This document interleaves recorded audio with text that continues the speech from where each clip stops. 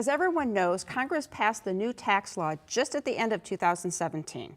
Here to talk about some of the new provisions that are important to everyone is my law partner, Michael Solomon. Say hey there, Mike. So the new tax law, this is the biggest revision to the tax code since 1986.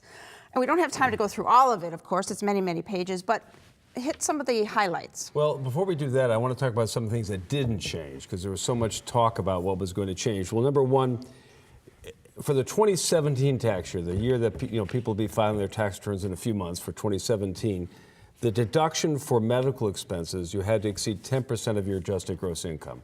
In 2016, for people 65 and older, it was actually 7.5%. So the House version of the tax bill, they were going to get rid of the medical deduction entirely. But at the end of the day, what they did was they passed it, so they kept it. For 2017, the return they're going to file in a couple months, and 2018, for seniors, people 65 and over, they've lowered it to 7.5%. So if your medical deductions are in excess of that, you get to deduct them. And for everyone else, it's 10%. Now, that's important for seniors because a lot of times they have a large amount of medical expenses, long-term care facilities, and they can now deduct some of those. They were going to lose that deduction. Okay. Any other tax provisions that didn't change after all?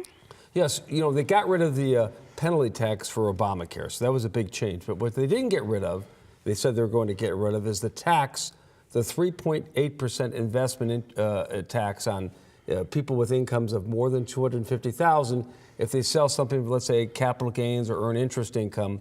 In addition to their regular income tax, they pay an additional 3.8%. That stayed in the tax code, along with another tax that was a 0.9%.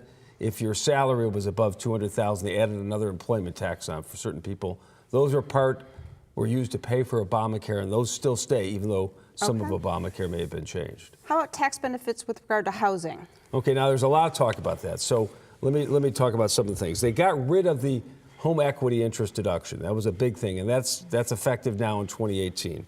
They have changed the amount of mortgage interest you can deduct for new purchases. If the house is more than, if the mortgage is more than $750,000, you can't deduct the interest. They've made some other changes with sales tax. There are limits on that. So there are those sorts of changes that have happened. Okay, so we got to really pay attention, right? That's right. Okay. The new tax law changes impact everyone. You need to sit down with your tax advisor and see how the new law impacts you. And for help, give Mike a call. The number's next.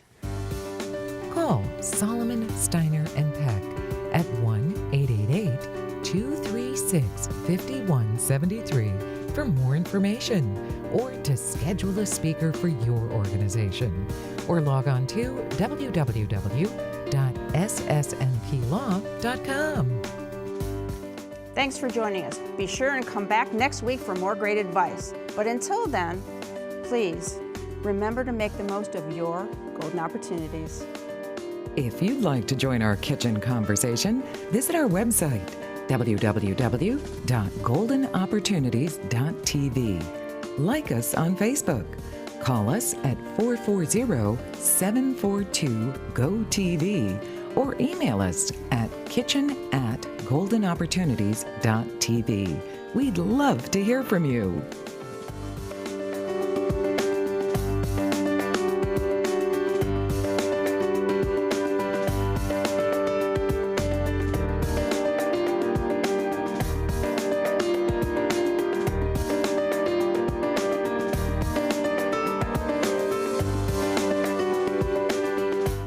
Golden Opportunities is paid for by Elder Productions.